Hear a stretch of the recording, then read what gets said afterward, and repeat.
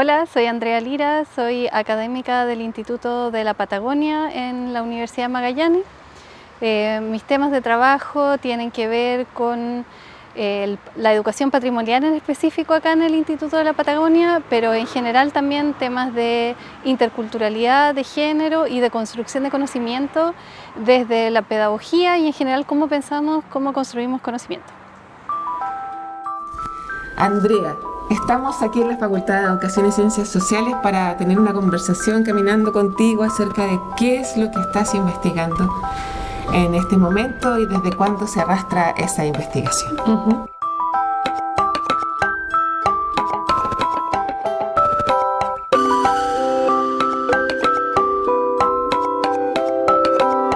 Uno de los temas que estoy investigando es un trabajo conjunto con Ana Luisa Muñoz, que es académica de la Universidad Católica, con Elisa Loncón, académica de la Universidad de Santiago, y partimos de no me acuerdo quién fue, alguien de la UDI o Renovación Nacional, Carlos Larraín, salió en las noticias. Habían quemado una organización mapuche, había quemado algo, ya no me acuerdo qué, él sacó unos dichos diciendo que como los malagradecidos, que era el pueblo mapuche con la educación que habían recibido. En una iglesia, eso era lo que estaba diciendo. Claro, o hubo acusación de que habían quemado una iglesia. Entonces, nosotros nos preguntamos, ok, pero ¿cuáles son las historias de escolarización? Y ahí nos dedicamos a pensar en las historias de escolarización de las mujeres mapuches, porque efectivamente igual hay investigación de los procesos de escolarización de las personas mapuches, poca, pero hay muy poco que identifica los procesos de las mujeres. Entonces, desde esa pregunta nace todo un proyecto de investigación que estamos trabajando desde el 2018, sin financiamiento de ningún tipo, porque este tipo de investigación no tiene financiamiento, entonces lo hacemos como en nuestros tiempos libres, en nuestro tiempo extra. ¿Y por qué no tiene financiamiento, perdón? Porque Fondesit, en el fondo, que es el lugar que financia estas investigaciones, requiere como que uno muestre o evidencie que esto aporta de alguna manera directamente a las políticas públicas en general. Entonces les interesan investigaciones que tienen otros paradigmas, ya más que una investigación tan decolonial, abierta y sin como hipótesis o respuestas posibles claras. ¿No? Esta es una investigación que nosotros abrimos desde auténticamente lo que nosotros queríamos saber y que encontramos que era importante contribuir. Y eso, claro, es súper difícil hacer esto sin financiamiento. Cuando yo partí, yo era estudiante de doctorado y todo esto fue como totalmente mi tiempo libre. Pero también nos permitió mucha flexibilidad. Entonces, por eso nos permitió que los primeros 2 años solo estar autoinvestigando, ¿no? Que es el primer paper del proyecto, porque no queríamos reproducir las formas en que la investigación reproduce procesos coloniales, reproduce injusticias en el equipo de investigación, y este equipo de investigación, claro, está Elisa, que es una mujer mapuche, está Ana Luisa, que es hija de una mujer mapuche y ella se considera en este momento champurria, yo creo, y yo que no soy mapuche, ¿ya? Y que vengo de un entorno más bien privilegiado, de educación en colegio particular, crecí en Estados Unidos. Entonces, las experiencias de nuestras de escolarización eran muy diferentes y queríamos mirar qué tensiones hay en ese trabajo en el equipo, qué pasa cuando nosotras investigamos nuestras propias historias de escolarización antes de abrir esta investigación a otras. Y al no tener financiamiento, que yo no recomiendo esto como que haga una investigación sin financiamiento, pero al no tenerlo tampoco nos teníamos que restringir como justificación de por qué estábamos dedicando los 2 años a investigarnos a nosotras mismas. Claro. Entonces en esos 2 años nos escribimos cartas, tuvimos reuniones de conversación y identificamos nuestras propias tensiones, y la forma entonces, de ahí sale la propuesta de Círculo de Moche, que es el segundo paper, que fue ya el proceso con un grupo de mujeres mapuche y pensar estas historias de escolarización, ya identificar las tensiones y qué es lo que pasa con la escolarización de ellas, ya no generalizada, sino que a ellas en específico.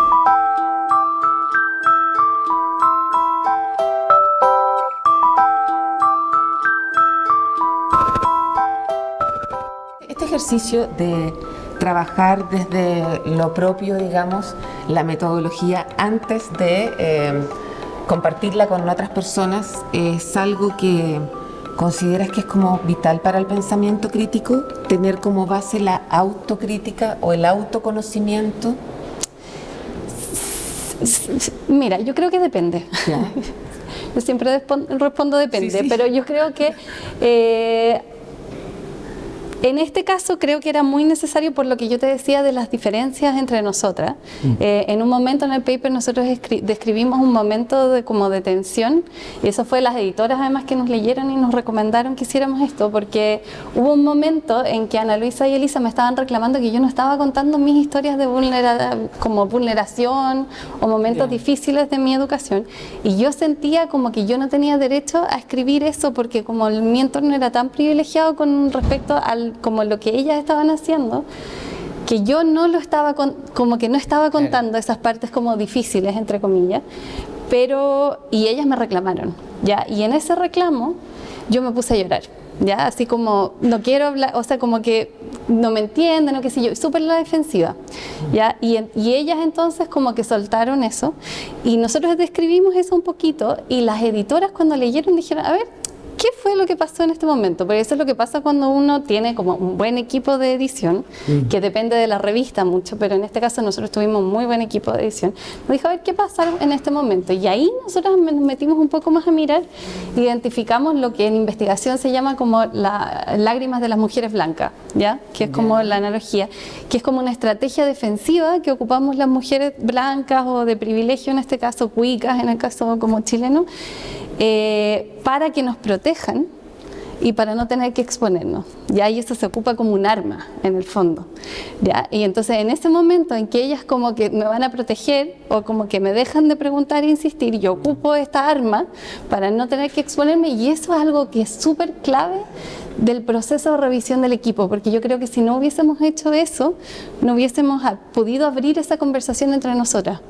Ya, a pesar de que nos conocíamos de antes y éramos amigas, lo que abre el proceso de mirar el equipo de investigación es como abre estas tensiones que a lo mejor si no las hablas y sigues así adelante, y no sé qué es lo que hubiese pasado, cómo eso hubiese afectado la investigación, pero eso permitió que entendiéramos de otra manera los procesos de colonización en la escolarización, ¿ya?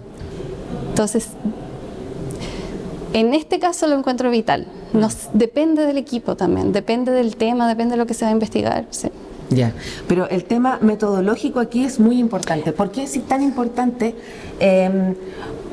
Y aprovecho de preguntar, cuando uno lee los papers, ve que hay una constante cita de la violencia intelectual o la violencia desde la academia, la violencia de la investigación, que son cosas que muy probablemente a mucha gente le debe sonar, ¿qué? ¿Por qué violencia?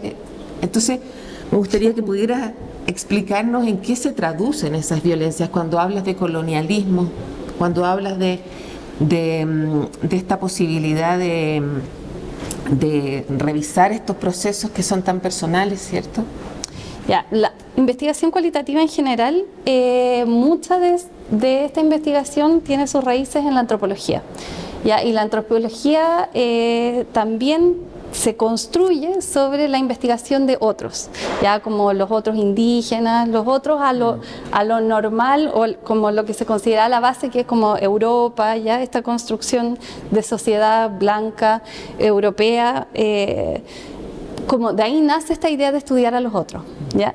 Y en ese estudio de los otros, lo que pasa en la investigación es que yo me empodero, tomo esas historias para verlas desde mis lógicas o para extraer de ahí conocimiento que yo después ocupo desde una lógica que no es la de las personas a las que yo estoy investigando, ¿ya? Entonces, eso se llama como el proceso extractivo, es el término técnico, pero que es súper fácil de entender, encuentro yo. Es como que yo extraigo la información y me la quedo y la ocupo, sin retribución, sin pensar qué significa para ti esa información.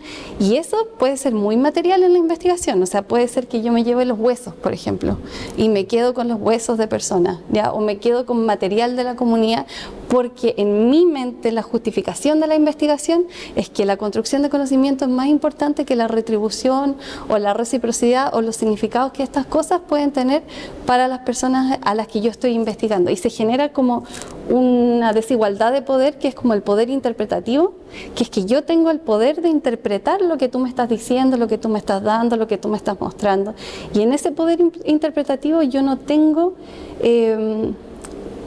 que rendirte cuentas, ¿ya? Porque yo le rindo cuentas a la academia, ¿ya?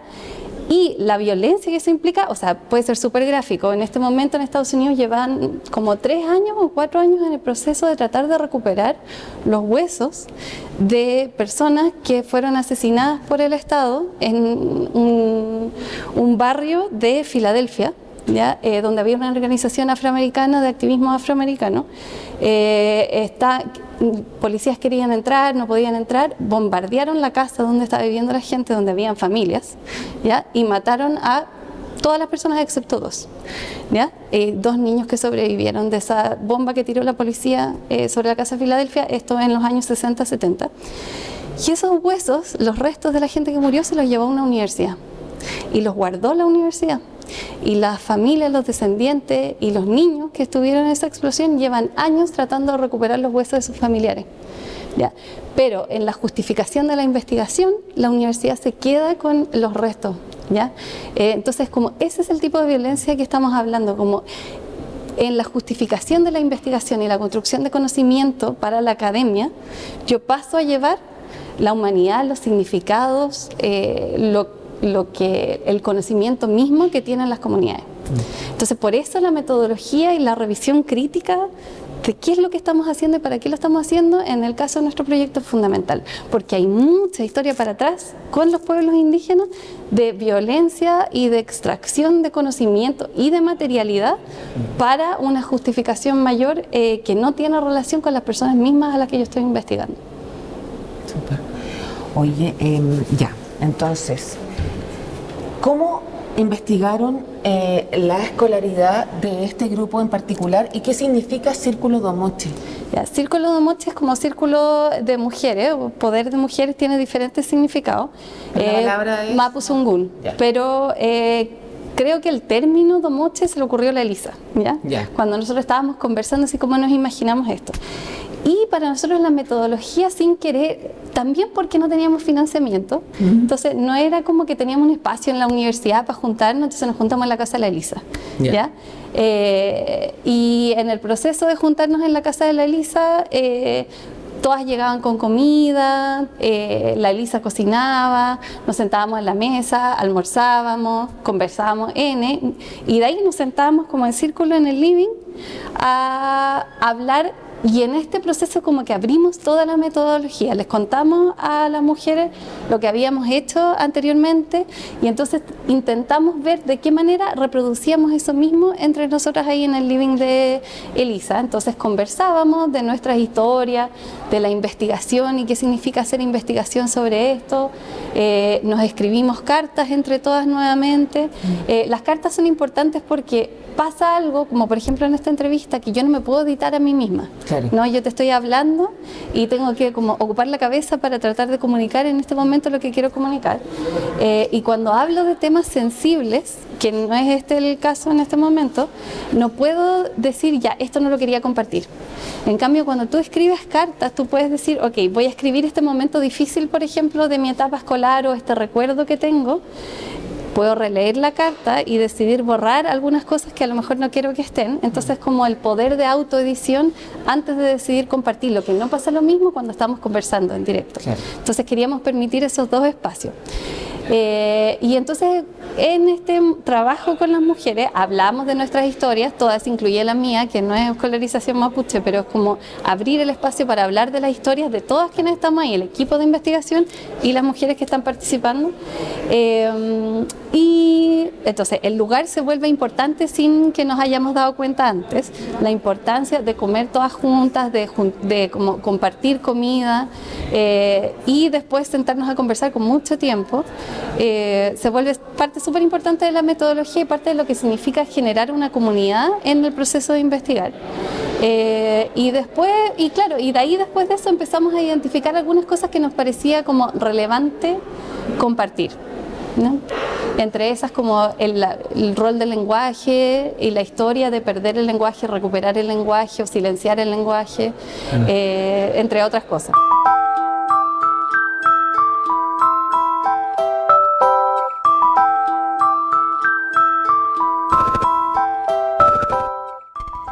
¿Qué es lo que fue surgiendo de esas conversaciones que ustedes han considerado que es relevante divulgar a través de papers y de todos los soportes posibles, incluida la política, ¿no? Sí, más que... A ver, una de las cosas que sale ahí que es como importante es los procesos de perder historia, entre esos el lenguaje, por historias como generacionales, ya de lo que significa, y esto para mí es complejo hablar. Yo hablé con la Elisa y con la Ana Luisa antes de entrar a esta entrevista, sí, porque estas no son mis historias, ¿ya? Son las historias que yo escuché y que compartieron conmigo. Entonces, y por esto es un trabajo entre tres. Entonces, cuando escribimos ese paper, hay como diferentes voces que están en ese paper, y las voces que cuentan las historias de escolarización mapuche no son mías. Claro. ¿Ya? Entonces, pero una de las cosas que cuentan y que hablamos es el tema de, por ejemplo, perder el lenguaje, y que estos son como, siento, yo no sé ya a estas alturas si es un tema como muy conocido o solo para mí en mi cabeza es como obvio, ya que las personas mapuches muchas veces en espacios públicos no pueden hablar mapuzungún, ¿ya? Y los abuelos y los padres tienen historias y tienen cosas que les pasaron que estaban hablando en mapuzungún en algún espacio público, en la feria, en el colegio, ¿ya? Y sufren discriminación, ataques, retos de frentón de parte de los profesores de como eso no se habla acá, ¿ya? Entonces todo un proceso de como aprender a esconder quién soy en los espacios públicos, y muchas veces de los papás de, por protección a los hijos, no enseñarles mapuzungún, ¿ya? Por ejemplo, para que no estuvieran expuestas a las mismas experiencias, ¿ya? Y esas son como traumas intergeneracionales que tenemos en Chile y en general que existen en el mundo, las historias se repiten, ¿ya? De los procesos de colonización, de eliminar los conocimientos, ¿ya? Y entonces es mirar el proceso también de estas mujeres, de cómo ellas mismas empiezan a recuperar el lenguaje o empiezan a recuperar los conocimientos, las historias, que por alguna u otra razón, por esta violencia estructural, eso, se pierde, ¿no? O se dejan de ocupar. Esa es una de las cosas, pero más que para informar a políticas públicas, es como para abrir estos espacios de conversación, ¿ya? Y para mostrar cómo es que funciona la colonización, y como volviendo al principio de nuestra entrevista, y Carlos Larraín diciendo que los mapuches deberían estar agradecidos por la educación que recibieron, es como mostrar por qué esa afirmación es tan compleja, ¿ya? Y qué es lo que pasa con los procesos de escolarización, que son una forma de colonización, y entonces que erradican, eliminan, esconden, vuelven violentos esto, como el reconocimiento de las formas de conocer, de las formas de hablar, de las formas de ser de los pueblos indígenas.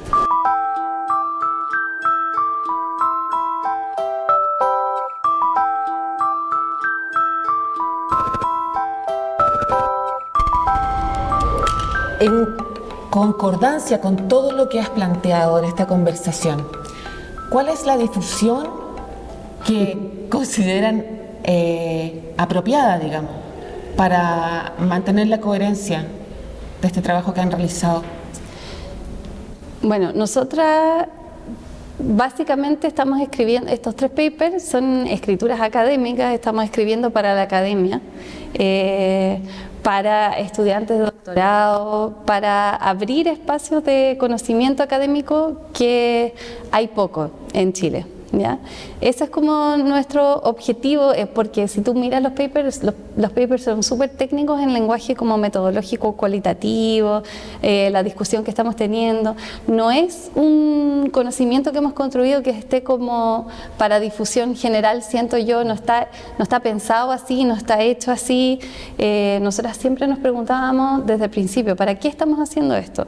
¿Ya? Y en ese sentido siempre mantuvimos, o sea, como que un hilo de que esto es una conversación académica, ¿ya? Por el foco justo en la metodología, ¿ya? Entonces, y porque como el foco está en la metodología, no es fácil de decir, mira, estas son las historias, esto es lo que hay que darse cuenta y esto es lo que hay que cambiar, porque detrás de esto también hay como una teoría de cambio, ¿ya? O sea, cómo nosotros pensamos que se generan los cambios sociales, ¿ya? Y eso se piensa poco a veces, yo siento, en la investigación, porque hay una teoría de cambio siempre que uno está haciendo una investigación. ¿Por qué estoy haciendo esta investigación? ¿Qué es lo que creo que esto aporta? Y en ese aporte, ¿qué es lo que yo creo que puede cambiar? Las teorías de cambio, a veces, sobre todo cuando estamos hablando de poblaciones que han sufrido violencia, pueblos indígenas y la violencia en la investigación, una de las teorías de cambio que existe y que reproducimos harto y que los medios de comunicación yo siento como que tenemos harto, es esta teoría de cambio del daño y como de si nos damos cuenta del daño, vamos a cambiar, ¿ya? ¿Qué es lo que pasa con eso? Uno, yo creo que no pasa, ¿ya?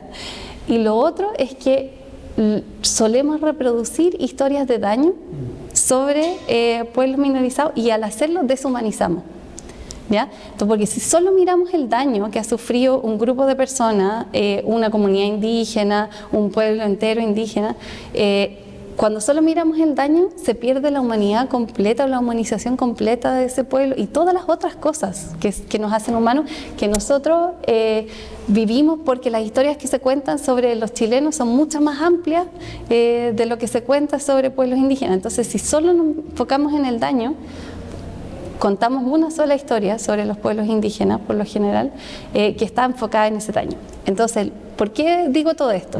Porque me preocupa que en la comunicación de las historias de escolarización reproduzcamos esa teoría de cambio, ¿ya? Y por eso como que yo tenía un poco de duda cuando me preguntaste ya, ¿pero de qué hablaron? Cuando yo digo este tema de la pérdida y la violencia, me preocupa reproducir esa historia de daño, ¿ya? Y por eso siento yo que no tenemos un conocimiento ahora que sea comunicable como al público en general, porque como está ahora, si se comunica solamente así como esto es lo que encontramos, esto fue lo que pasó, se reproducen historias de daño, ¿ya? Y en cambio, si yo, por ejemplo, yo te dijera que una de las cosas importantes que encontramos es el lugar del espacio en la investigación cualitativa, el haber hecho el trabajo en la casa de Elisa Loncón, ¿ya? Hacer la comida, ¿ya? Conversar todas juntas como parte fundamental de la metodología y no algo para reproducir, ¿ya? No es para que después cuando tú vayas a hacer investigación digas, ya, tengo que tener una casa y entonces todas tienen que traer algún ingrediente y entonces vamos a cocinar y comer. No se puede reproducir así porque esto fue súper específico a este grupo de mujeres, a la casa de la Elisa, ¿ya? Es la especificidad de la investigación. ¿Y eso a quién le interesa? A la gente que hace investigación. A la gente que hace investigación. Entonces, cuando yo pienso en ti y en tu tema de la comunicación de la ciencia, está hablando de la tesis. Sí, sí, pero también como que siento que parte de este programa es hacer ese trabajo, ¿no? De cómo se comunica a un público más amplio lo que se está haciendo en investigación. Siento yo que si lo comunicamos ampliamente lo que va a quedar son las historias de daño y no necesariamente la violencia que puede ocurrir en la investigación y cómo podemos interrumpir, desarmar, deshacer esa violencia, ¿ya? Con nuestras metodologías, que en el fondo si yo miro los 3 papers, para mí eso es, o sea, cómo cuidamos que la investigación no reproduzca violencias. Una de esas cosas que encontramos es el espacio, ¿ya? Y el lugar del espacio y del compartir y la construcción de relaciones para la investigación. Otra es cómo mirar el equipo, ¿ya? Otra es cómo pensarnos como académicas en el sur, que es el tercer paper, y esas son conversaciones que me parecen como más interesantes para la academia, ¿no? Habría que darle como una vuelta para pensar, ok, cómo esto se comunica para que pensemos cómo se construye conocimiento en general y cómo cuestionar un poco el privilegio que tiene la academia de ser como el lugar de construcción de conocimiento, claro, y lo que eso implica para todas las formas que tenemos de conocer. Pero las formas de conocer que tenemos dentro de la academia es interesante que se analicen también en el interior, y eso está pasando aquí en la Universidad de Magallanes, el como cuestionarse la metodología de investigación. No sé, No sé porque yo estoy nuevita, ¿ya? Entonces yo empecé a trabajar en marzo. No he encontrado que en la universidad haya espacios dedicados a conversar sobre metodología y sobre investigación. Tiene que haber, pero yo no los he visto. O sea, todavía no encuentro ese espacio. Pero es muy importante hablar de la metodología. Sí, pero a veces lo que hay que hacer es como trama interuniversitaria. ¿Ya? Es como uno construye tramas y construye estas conversaciones en la academia con la gente que estás leyendo, con paper, con respuestas, todo lo que está pasando con Elisa ahora. Hay una red de académicas que estamos también trabajando, apoyando, escribiendo columnas, escribiendo como las peticiones o qué sé yo, y esas tramas también son espacios de conversación de metodología, y esas no son localizadas en la universidad, en una universidad en específico. Entonces yo tengo esa conversación, pero no acá dentro de la UMAC aún. Bueno, ya empezamos con esto. Gracias, Andrea. De nada, Paula. Bueno, la ciencia da conciencia es lo que me pidieron que dijera, y bueno, parte de mi trabajo es cómo la ciencia, como construcción de conocimiento, genera un montón de violencia estructural, patriarcal, colonial. Entonces creo que la ciencia da conciencia, hay que repensar el tipo de conciencia que estamos construyendo con la ciencia.